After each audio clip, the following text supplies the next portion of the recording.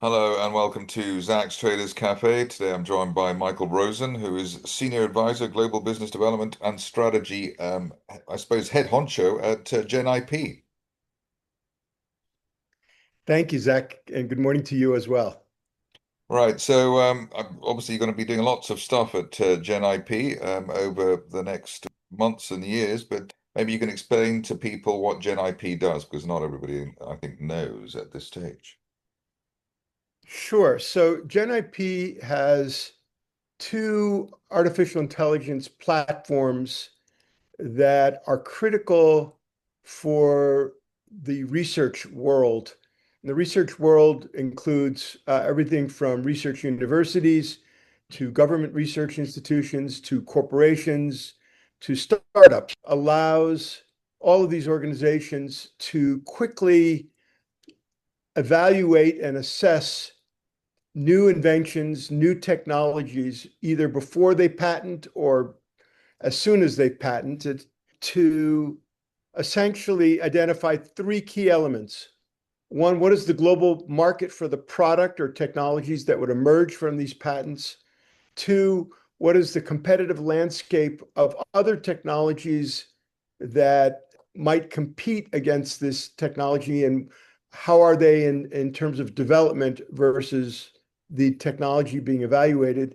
And the three is the overall patent landscape, other patents that may be out there that might impact the scope of activity that the technology is looking to bring to the market. That is one artificial intelligence platform. The second one, which is complementary, allows startups, particularly, or university technology transfer offices to recruit key personnel quickly, cheaply, and effectively as a search platform for talent search. And so, as you know, startups usually have founders that are mostly academic, but at some point you need to bring on board business expertise and other scientific expertise. And companies need to do this quickly and effectively and flexibly. And that AI platform allows this to happen. It also provides universities, which technology transfer offices, to recruit key personnel with the requisite talent that's needed to commercialize technology from the university. So that kind of in essence are the two platforms, and obviously there's several products that are part of each of these platforms. I think what's interesting that obviously you're an MBA in international business, and part of the technology that we're talking about here is, I suppose, doing what you would do if you had the time or the inclination, or it's doing it on your behalf. Yes, sorry, you cut out just a little bit there for a second. So could you Yeah, I'll kindly just repeat. repeat? I'll repeat that. I mean, one of the I suppose the themes of AI is that it is going to be sort of taking over our lives and doing a lot of work and analysis that we would normally do ourselves.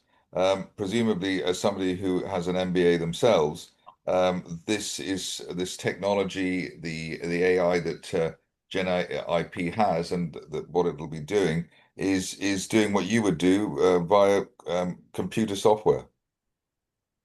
Well, or you'd have to go out and contract it for a much higher expense and time period. So imagine, universities have folks that are technology analysts that would have to go out and complete a report and assessment on the technology.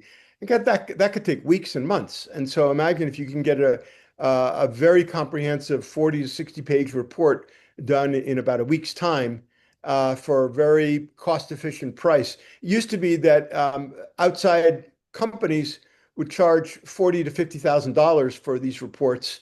And now you can get via the artificial intelligence platform, obviously with an overlay of human expertise doing a quality control check on the information, which is critical. You get a report on a particular technology for under $800.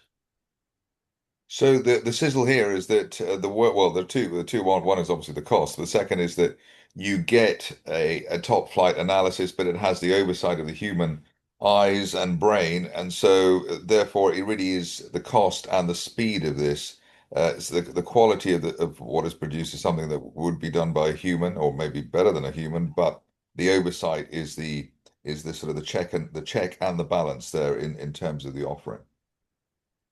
So you've hit the nail on the head. I think, speed is critical. Remember, when you've got a patent, time, so imagine, time is limited. Your patent life is limited. And so you want to make the most use of that patent life. So every kind of day counts in the life of a patent.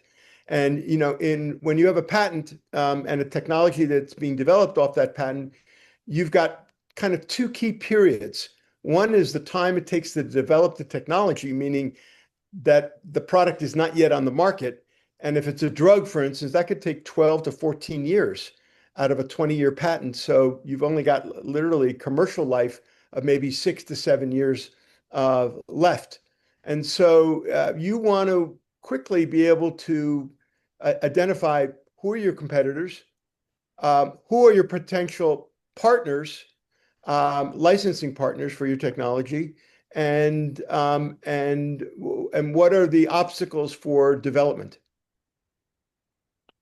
Right. The other part of what I was going to ask and talk about is obviously business development. That's what you're going to be doing. We've already seen from GenIP in the recent news releases that, one day you've got a new contract in Chile, the next day it's in America, then it's in Europe, or an academic establishment, et cetera, et cetera.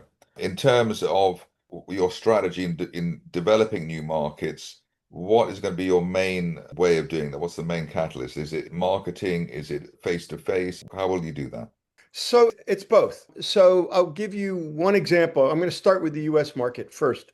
There's an organization called the Association of University Technology Managers, AUTM, and they assess only the university market. And just to give you an idea of the scope of that, the university research market spends about $92 billion a year in research. And they spin off approximately 998 new startups every year. And for the last 20 years or so, there's still over 6,800 of those startups in existence. And each year, these startups develop 850 new products. There are 7,700 new patents issued off of 16,800 patent applications. And the universities actually then have 24,000 new invention disclosures made, for which they make a decision. Should they create a patent off of that or no? Should they not create a patent off of that? And then out of that, just under 10,000 either license agreements with larger companies are done, or option agreements are done. So just the US market alone is enormous.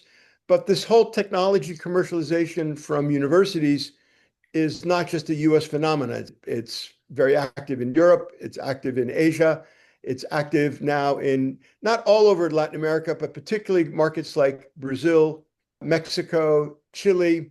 You see a lot of activity going on. So just the university research component is important. Now, if you add to that the startup component, so I mentioned, the startups, these are university startups, usually licensing university technology. And so that's another ancillary component of this. And then finally, another market, which we haven't even measured yet in terms of the volume of this, is large companies that have whether they're large companies or large government research entities that have large portfolios of patents and technologies. And they also have to make an assessment of what are they going to do with these patents and these portfolios. Right. I mean, so it actually sounds as though rather than you trying to find them, they really need to find you quite quickly. Yeah, so there's obviously in the university world, so this Association of University Technology Managers, AUTM, runs usually several regional meetings around the United States, and an annual meeting that is attended by people from all over the world. The annual meeting will actually, I was up in Madison, Wisconsin for a Midwest meeting. There was just another one in Atlanta 2 weeks ago. The annual meeting in Seattle will take place in February. The annual meeting in Seattle will probably have people coming from all over the world, all over Latin America for sure. I know there's a whole Brazilian and Chilean contingent that will be there. But Autumn also runs programs in Latin America, both training programs as well as webinars in Latin America, Europe, and Asia as well. So that is just the university component of this. Then you get into the startup world. And so there's another association of university research parks. Research parks are scientific parks that are operated by universities for collaborations with industry partners that want to partner with universities. And there's a co-location factor. They actually locate or co-locate R&D to these parks. And so these university partners literally come to the university and set up operations. And you see that there's actually more than 190 university research parks in Canada and the United States alone. There's an international organization of research parks called IASP, International Association of Science Parks, operated, I think, headquarters out of Spain. But there's research parks all over Europe, all over Asia. I visited many of these. And these are also another source of activity for GenIP. So, are your core customers, are they from the academic world, or they can be from anywhere? So the academic world is the starting point, I would say, but it's just the starting point. The nice thing about the Invention Evaluator report, which is the first product out of the artificial intelligence platform of GenIP, is that it identifies key trade shows for a particular technology. And these trade shows are international in scope. And so they allow the university to go specifically to a particular trade show for a particular technology and meet up with the customers and identify the customers that are going to be critical for licensing their technology. So, I mean, is there a way of you actually illustrating an example of a success story with GenIP, obviously protecting names and everything else, but just what type of journey, happens when, that somebody signs up 3 months later, 6 months later? I'm going to give an example without naming a particular university, but we're working actually now, just to give you an international scope of this, with a major university in the Middle East that has a patent portfolio of well over 1,000 patents. And they've asked GenIP to evaluate 400 of their patent portfolio.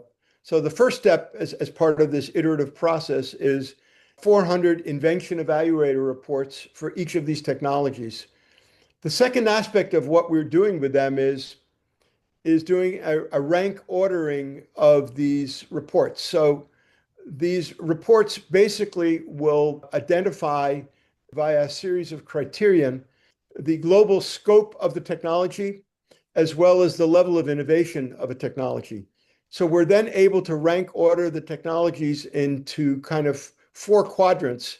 The quadrants being obviously the best quadrant would be the highest level of globality and the highest level of innovation. The worst quadrant would be the lowest level of innovation and the lowest level of globality. And so you can rank order these technologies, and it will allow us to basically say out of the 400 patents that this university has, maybe they should concentrate efforts on 50 or 60, which are the best ones in terms of global application and level of innovation to the marketplace. And that will shape their commercialization strategy. It will also tell them exactly who their competitors are and what their advantages are versus their competitors. And it will also tell them who their potential partners are that they should be talking to for licensing the technology. Ultimately, the university is not going to commercialize the technology. The university is going to identify a licensing partner, usually a company, a much larger company, or a startup that will then take the technology further along in development towards commercialization. And I suppose, I mean, the final question really is, what's your vision for GenIP and how it will evolve over the next few years? GenIP is a young company, as you know. It only listed in the London alternative market about a year or so ago. I think we're coming up to the year anniversary. So it's a young company, although it's spun out of a technology platform company called Tech Capital that was a UK-based company that had developed the initial invention evaluator platform as well as the talent search platform. And I think the critical element is not only there's still a lot of room to penetrate in the US market, but there's also with what I would call a rifle shot approach rather than a shotgun approach, targeting key meetings around the world where we can market our technology. So today, for instance, I'm at a conference in Sao Paulo, Brazil. Sao Paulo is probably the largest city in Latin America, more than 23 million, many major universities here with large patent portfolios and research. And there's the third International Congress on Entrepreneurial Universities. And I'm going to be actually making a presentation on how tech transfer offices within these universities can accelerate their technology commercialization efforts to commercialize their technologies with licensing partners. So I think again the approach is not a shotgun approach. It's a rifle approach using specific conferences as ways of identifying key university customers first. That's our first target. Startups would be our second target, and then our third target would be government research organizations and large companies with technology and patent portfolios. Michael Rosen from GenIP, thank you very much indeed. Thank you, Zach, and appreciate the opportunity to talk to you about GenIP today.